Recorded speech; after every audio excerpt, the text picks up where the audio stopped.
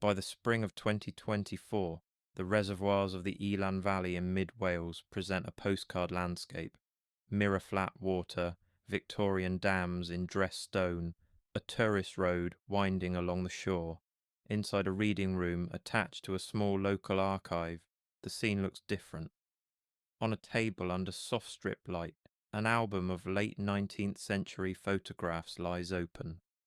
Farmhouses, chapels, stone bridges, the valleys before Birmingham's water scheme cleared and drowned them between 1893 and 1894, 1906. Most images are conventional: posed families, sheep in rough fields, the skeletons of dams under construction. But near the back of the album, one page has been removed, its stubs still bound into the spine. On the facing page, a handwritten caption reads only "View of Nantgwilt, 1898," beneath an empty rectangle of fading glue where a print once sat. The missing image is not explained in the register. Official histories describe the Elan scheme in practical terms: a triumph of Victorian hygiene and engineering, a response to epidemics in an industrial city of over 500,000. The gift of pure water carried 73 miles by aqueduct to Birmingham. Yet as the researcher scrolls through digitized maps on a nearby screen, another pattern emerges. Across the same decades, other districts, in Chicago, in Galveston, in Seattle, were not simply modernized, but physically razed, buried, or flooded. The album's remaining photographs show chapel towers and gabled farmhouses built in heavy stone, their proportions oddly similar to structures now half drowned in Italian and Welsh reservoirs, or sealed away under American sidewalks. The official explanation is progress. The images suggest something layered: entire districts lowered into water or earth while new streets rose above them. Dust motes drift in the strip light. Outside, wind ripples the reservoir surface. The researcher closes the album on the torn page. History remembers progress, but forgets what it replaced. The camera lingers on the reservoir map pinned to the wall, blue shapes over old village names as the screen fades to black. In July 1892, the Birmingham Corporation Water Act passes in London, granting powers to purchase more than 45,000 acres in the Elan and Clairwen valleys of mid-Wales.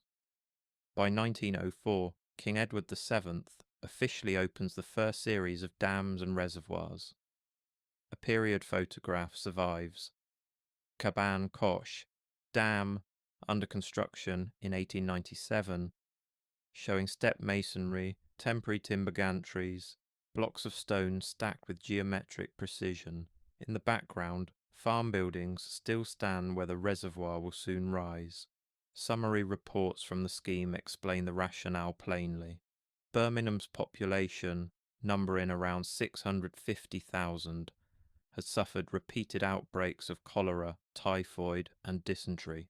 Local wells were polluted, existing supplies proved insufficient. Engineers such as James Mansur recommended the Elan as a remote high rainfall catchment, capable of providing pure upland water by gravity alone. Valley residents received compensation and relocation offers, but many left reluctantly. Local histories describe people attending final services in chapels destined to be demolished and submerged.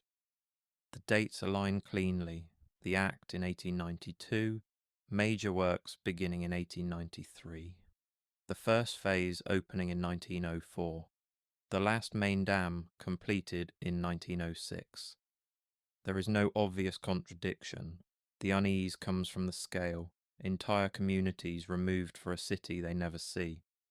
Today, visitors walk along the crest of Caban Coch, admiring its cathedral-like masonry, arches, dressed stone, carved profiles.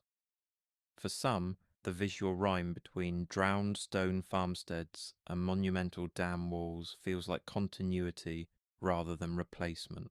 heavy masonry serving water, above water, and now beneath it. The chapter closes on the quiet rush of overflow spilling down stone steps, a controlled waterfall resonating in the dam's hollow core. In 1856, Chicago's Common Council adopts engineer Ellis S. Chesbro's plan to install a comprehensive sewerage system. Between 1857 and the early 1860s, whole blocks of the city's business district are physically raised several feet above their original grade. An 1860 lithograph survives showing a row of brick commercial buildings along Lake Street being elevated simultaneously. Beneath them, a forest of jack screws. Above, people walk in and out of shop doors as if nothing unusual is happening. Chicago sat barely above the level of Lake Michigan. Standing water, open drains, and mud streets contributed to repeated epidemics, culminating in a cholera outbreak in 1854 that killed an estimated 6% of the population. The solution was not to abandon the district, but to raise it, install sewers, then lift streets, sidewalks, and heavy masonry buildings. Contemporary newspaper reports marveled that shopkeepers continued trading while their premises were slowly jacked up several feet into the air. Crowds walked underneath the suspended buildings among the iron screws, attending to daily business while the city reorganized itself vertically, the exact sequence of which blocks rose when becomes a kind of temporal palimpsest. Some modern accounts compress these efforts into the phrase, the entire city was raised, blurring a complex phased engineering program into a single event. Today, Chicago's elevated grade is taken for granted. Basements, where front doors once opened onto the street, are now service spaces, storage, or forgotten voids. The idea that a whole commercial district could be jacked up above its original stonework evokes a persistent image, an older architectural layer, still intact but reassigned to the status of basement, its original street level submerged not in water but in time and fill. The scene cuts from the clicking rhythm of jacks to a modern subway rumble, another vibration crossing the same ground at a different depth. On June 6, 1889, the Great Seattle Fire destroys 31 downtown blocks. In the 1890s and early 1900s, the city rebuilds in masonry and undertakes major regrading, raising street levels by 10 to 30 feet in the waterfront business district around Pioneer Square. Archival photographs show new brick facades, heavy stone columns, and concrete walls built to contain future fill. Original sidewalks run at the old grade, 1 or 2 stories below the new street surfaces. City engineers justified the project as protection against flooding and sewage backflow. The original town site had been built on low, muddy tidelands. High tides sent seawater up primitive sewers. By elevating streets and tying them into modern drainage, officials aimed to solve both hygiene and navigation problems. Contemporary descriptions note a surreal interlude when pedestrians climbed ladders between old sidewalks and new streets, businesses operating simultaneously at both levels. Some merchants accepted that their ground floor would become a basement. They decorated upper stories more lavishly, anticipating the future street. Vault lights, grids of small glass lenses, were installed to let sunlight into what would become the underground. Light filtered through purple-tinted glass, dotting underground floors in a grid of dim circles, a pixelated memory of daylight. Official documents date the underground's condemnation in 1907, partly over disease concerns, just before Seattle's 1909 Alaska-Yukon Pacific Exposition. Yet the spaces did not vanish. They fell out of regulation and into informal use, storage, illicit bars, shelter. Today, guided tours walk through 3 blocks of this buried layer. The camera lingers on an ornate arch now standing in permanent dusk, built to face a street that no longer exists. It was meant to be progress, water, hygiene, protection, but progress often builds its future on top of something it prefers not to name. In 1950, the village of Kuron in South Tyrol, northern Italy, is flooded to create Reschensee, an artificial lake formed by joining two natural basins for hydroelectric power. Only the 14th century church tower remains above water. Winter footage shows this stone bell tower rising alone from the frozen lake, its pointed roof frosted with snow. In summer, water laps at its base. In aerial shots, the rectangular footprint of the drowned village lies invisible beneath the surface. Post-war authorities approved the dam to increase regional electricity production. Residents were relocated. The village was demolished before inundation. The bells were removed from the tower days before the lake filled. Local histories describe families leaving under pressure, some resisting until the last weeks. During extreme drought and maintenance drawdowns, remnants of streets and foundations occasionally re-emerge, briefly visible before disappearing again. The landscape becomes archaeological, but the excavation is temporary. Wind whistles across the exposed lake surface. In winter, footsteps crunch on ice as visitors walk out toward the tower. A regional legend persists that on some nights the bells can still be heard, though records confirm they were removed. Fact and echo diverge. Silence where sound is expected. Phantom resonance where no metal hangs. Engineering documents date the final inundation to summer 1950, but village memory lingers on different markers. The day the last house was demolished, the night the cemetery was disturbed, the morning the road vanished underwater. The timeline fractures into official milestones and personal thresholds. Tourism literature frames the tower as a picturesque curiosity, but for those who look closely, Kuron becomes a literalized metaphor. A district whose visible architecture has been reduced to a single surviving spire, while the rest lies flattened beneath a silent conductive medium. In 1965, the Tryweryn Valley in northwest Wales is flooded to create Llyn Selyn Reservoir, supplying water to Liverpool and the Wirral. The Welsh-speaking village of Capel Selyn disappears beneath the rising surface. Photographs show a small community: chapel, school, farmhouses, a cemetery. After the dam's completion, only water and grassy banks remain, with a memorial chapel and plaque far above the old site. The reservoir was authorised by a parliamentary bill in 1962, passed despite universal opposition from Welsh MPs. Proponents argued that industrial Liverpool required a secure water supply. Local campaigns, protest, and international petitions failed to stop the project. Later accounts recount villagers loading belongings onto lorries while gravestones were removed or left in place. The act of drowning a living Welsh-speaking community became a symbol of cultural erasure. Decades later, Liverpool City Council issued a formal apology. Rain sweeps across the valley as the sluice gates close. The sound of rushing water through concrete spillways replaces the slower movement of the original river. The reservoir's surface appears placid, but beneath it lies something more difficult to measure. Here, the dates are not in dispute. The legislative path and flooding year are well recorded.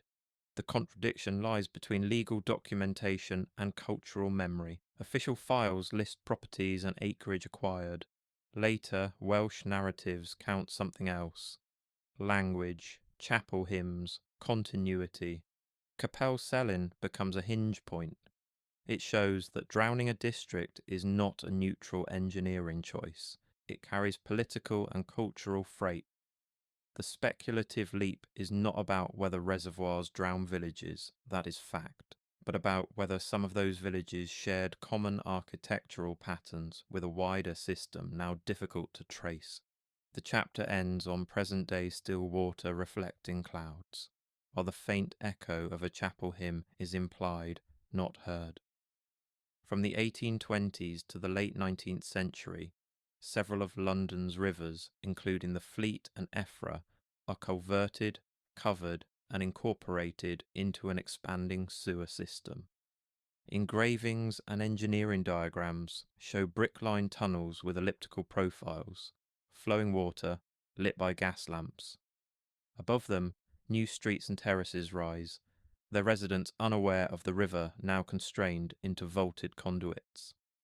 Engineer Joseph Bazalgette's mid-19th century interceptor sewer system is widely cited as a masterpiece of sanitary design, intercepting polluted flows and carrying them eastward for treatment. Rivers that once ran open through valleys become underground components of a larger machine.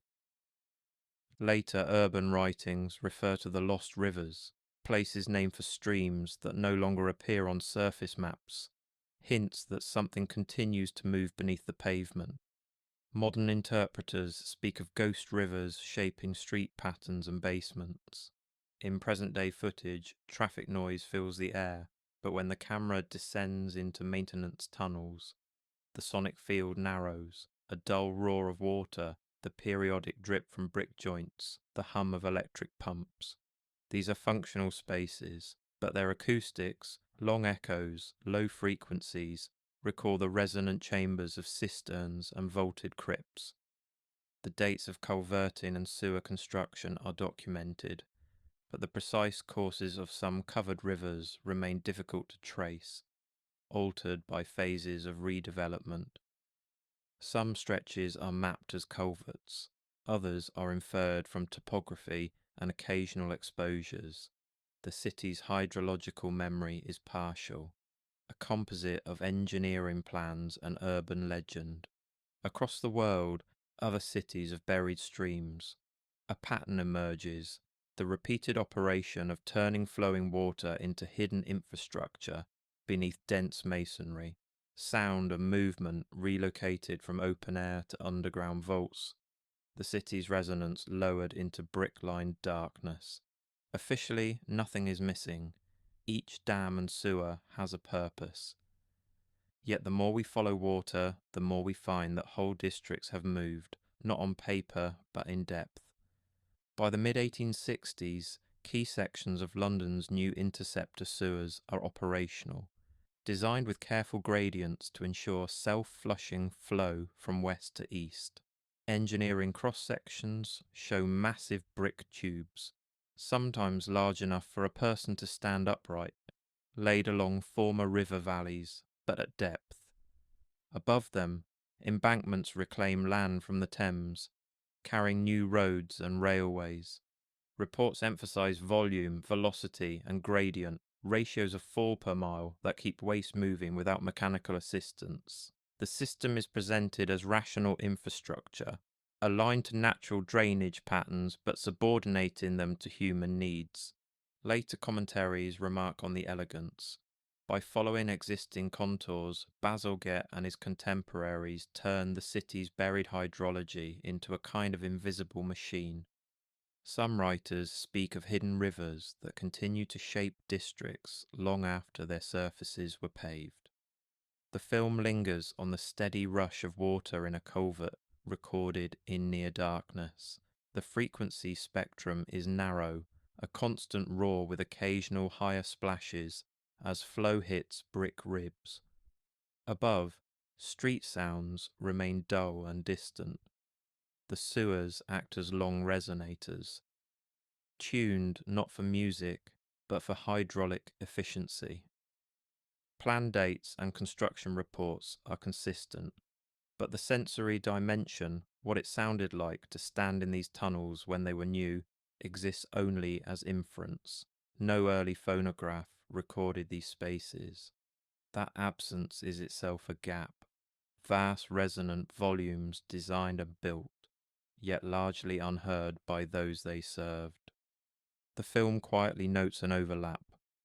large masonry volumes, carefully dimensioned, interacting with flows of water and air. Modern infrastructure reproduces some physical conditions, mass, curvature, volume, that alternative researchers associate with older architectural patterns. The suggestion is not certainty, but resonance. The chapter closes with the camera tracking the curve of a brick tunnel until it vanishes into shadow, the sound of water fading into static. After the catastrophic hurricane of 1900, Galveston, Texas constructs a seawall and, between 1904 and 1911, raises the grade of about 500 city blocks by up to 17 feet. Around 2,000 buildings are lifted on jack screws while sandfill is pumped beneath them. Archival photographs display a surreal geometry, houses perched atop temporary timber frameworks, streets bounded by earthen dikes as slurry fills the void, telegraph poles emerging from rising ground. The seawall itself is a long-stepped concrete barrier facing the Gulf. Engineers and civic leaders presented the project as rational response to disaster. Raise the land, strengthen defences, protect lives and property. Detailed accounts document dredging channels, transporting sand, coordinating the synchronous lifting of whole neighbourhoods. Local histories describe the strangeness of living in a city under transformation. Doorsteps temporarily lead into mid-air, sidewalks sloping steeply where fill had advanced, children playing among piles of sand and timber frames. The soundscape layers, surf pounding against the new seawall, steam dredges churning in the harbour, pumps forcing slurry inland through pipes, the creak of buildings settling onto fresh foundations. The new grade changes not just elevation, but acoustics. Waves that once crashed closer to street level now thud against concrete below, their sound filtered and dulled. The project's chronology is clear, yet phrases like "the city was raised" can flatten complex operations into a single image. For some, the idea that you can lift a whole built district and pour new ground beneath it creates a mental model of cities as stackable layers with earlier grades entombed. The sequence ends at dusk, camera low on the seawall, capturing the continuous rumble of waves against stone, a vast horizontal resonator humming at the city's edge. Between about 1858 and 1910, cities like Chicago, Seattle, and Galveston all undertake major regrading or raising projects that create double street levels, original pavements, and doorways, now buried or semi-buried beneath higher grades. Composite visuals overlay period photographs. Chicago's jacked brick rows, Seattle's vault-lit underground sidewalks, Galveston's houses on temporary stilts. A recurring arrangement emerges, an older layer of masonry and street patterns, and a newer layer hovering above, supported by fill and engineered walls. Engineering reports in each case emphasize specific local reasons: mud and disease in Chicago, fire and tides in Seattle, storm surge in Galveston. None posit a global pattern. Accounts from these places describe similar experiences, using ladders between levels, doors opening into voids, businesses shifting stock from one floor to another as ground was redefined. People watched their own streets become buried in slow motion. The documentary experiments with vertical sound. Microphones placed at today's surface, then one or two levels below. Record changes in resonance.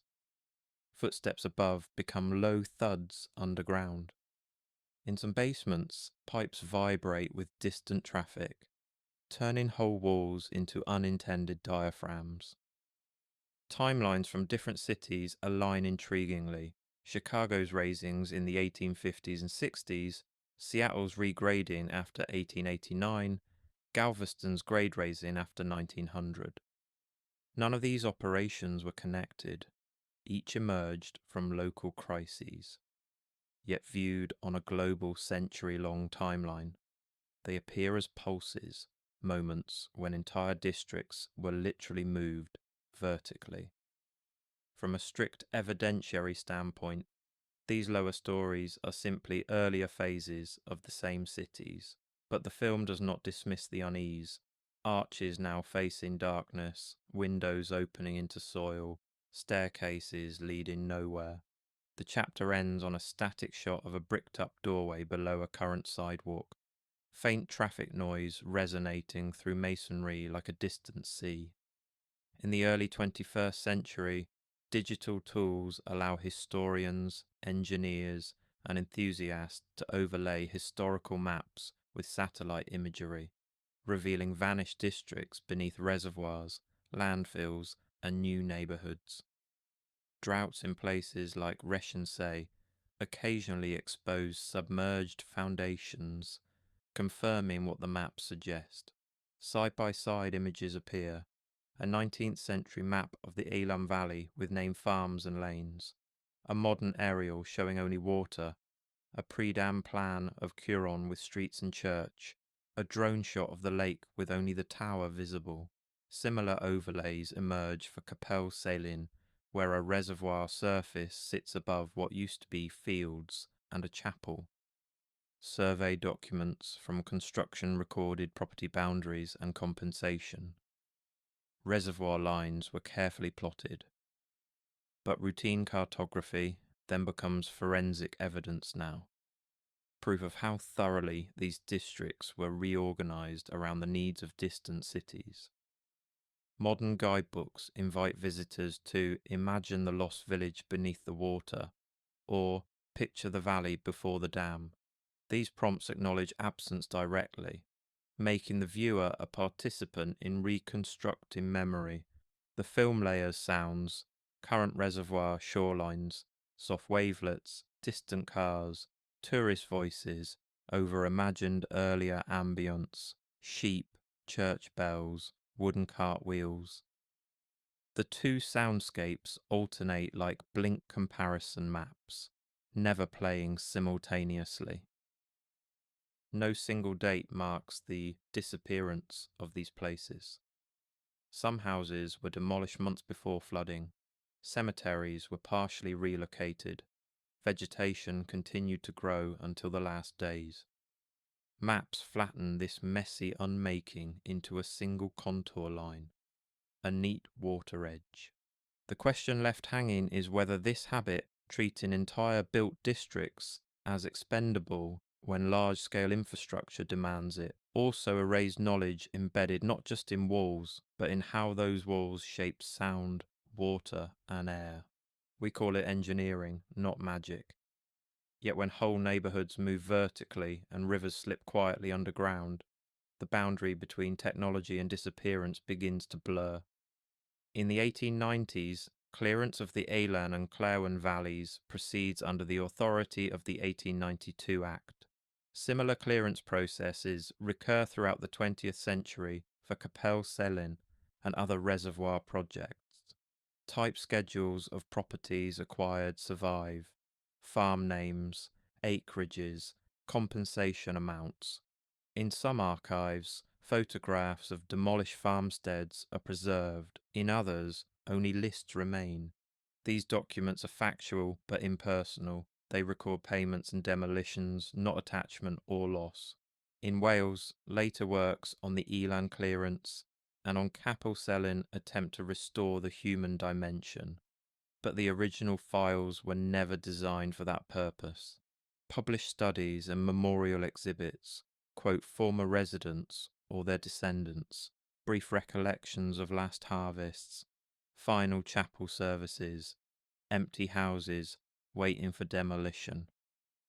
These accounts are often fragmentary, mediated by time. The sound design here is thin, the scratch of a pen on paper, the soft thud of a stamp, the rustle of files.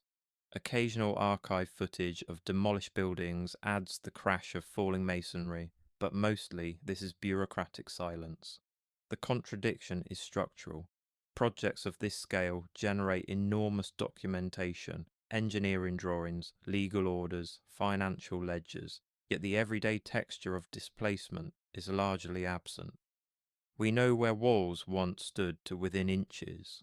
We rarely know what it sounded like inside them on the last night.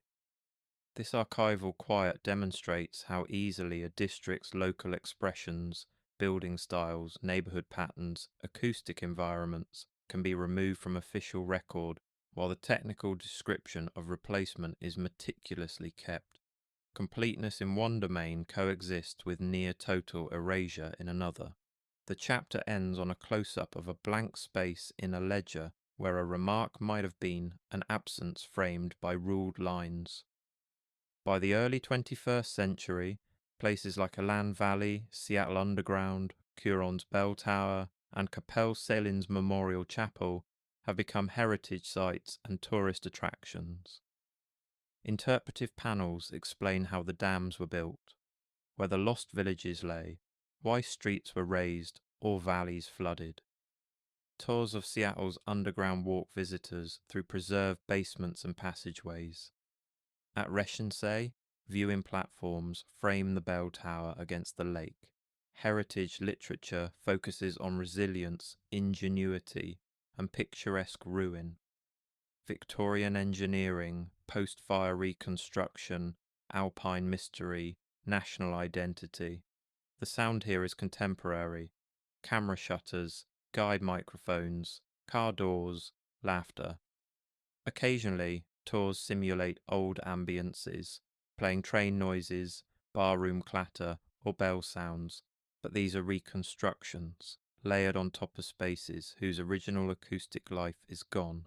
Heritage interpretation often compresses complex histories into short narratives. Drowned villages become stories of sacrifice. Regraded streets become engineering curiosities. The potential global pattern, the repeated willingness to bury or flood stone districts, is rarely foregrounded. Online, some viewers share these sites as evidence of patterns they cannot name, grouping images of submerged towers, underground storefronts, and half-buried facades under a single speculative umbrella. The film acknowledges this without endorsing it, instead posing a quieter question. Why do so many people feel that our current surface is somehow provisional? That another city, older, heavier, more resonant, is waiting just below?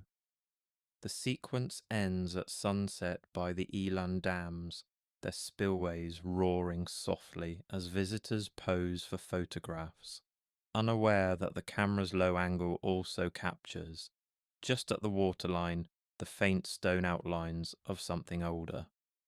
In the 2020s, high-resolution satellite imagery, open cadastral archives, and user-generated content converge. Enthusiasts map submerged towns, abandoned underground levels, and buried rivers, circulating them as collages and annotated screenshots. A grid of screens appears. Reshensei's tower on one, Seattle's underground storefronts on another, Chicago's raised street lithographs, Galveston's jacked houses, Elan's dams, Capel Selin's memorial stone. As the montage plays, outlines of streets and building footprints from historical maps overlay modern surfaces. Mainstream scholarship treats each case in isolation: hydroelectric development, sanitary reform, disaster response, urban modernization. Tartaria as a term appears in historical atlases as a broad, imprecise label for regions of Central and Northern Asia, not as a known global civilization. In forums and videos, people express an intuition that something about 18th and 19th century stone architecture, its scale, ornament, and often abrupt truncation, feels discontinuous with familiar narratives. They point to bricked-up arches below modern street level, submerged towers, and overbuilt dams. The sound design returns to earlier motifs, the low hum of generators, the muted rush of water behind concrete, echoing footsteps in underground corridors, wind across reservoirs. These sounds braid into a single, slowly pulsing track. The film is explicit. There is no archival proof of a vanished, globally coordinated civilization with suppressed technologies. What exists, indisputably, is a pattern of interventions that flooded valleys, buried rivers, and raised or lowered whole districts, often erasing local architectures and soundscapes. The evidence supports the erasures. It does not confirm a unifying system. The camera returns to the reading room in Wales. The album lies closed on the table, its torn page visible at the edge of the binding. Outside, evening fog has settled over the reservoir. Lights from the dam reflect as blurred streaks on the water. Dust drift in the projector beam as the reel runs out. The image freezes on the contour line where Lamb becomes lake, a boundary that exists on paper, but not in the memories beneath it, and cuts abruptly to black.